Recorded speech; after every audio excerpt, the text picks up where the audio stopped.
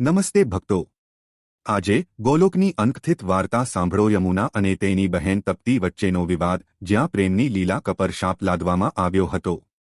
યમુના અને તપ્તી સ્વર્ગમાં બહેનો હતી, પરંતુ તેઓ હંમેશા મતભેદમાં રહેતી હતી. જ્યારે ભગવાન કૃષ્ણ ચાંદની રાત્રે યમુનાના કિનારે ગોપીઓ સાથે રાસલીલા કરતા હતા, ત્યારે તેમના માથામાંથી પરસેવો ટપકતો હતો અને થાકીને પાછા ફરતા હતા. યમુના જઈને પરસેવો લૂહીને કૃષ્ણનો સ્નેહ મેળવતી હતી.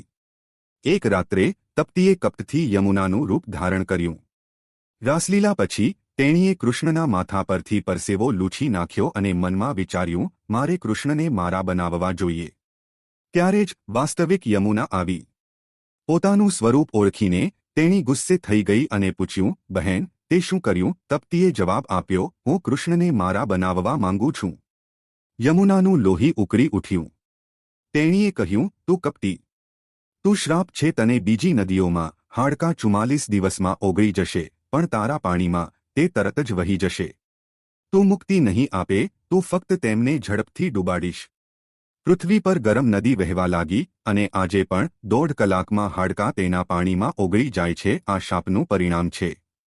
પણ કૃષ્ણની લીલામાં બહેનોનો પ્રેમ પણ છુપાયેલો છે.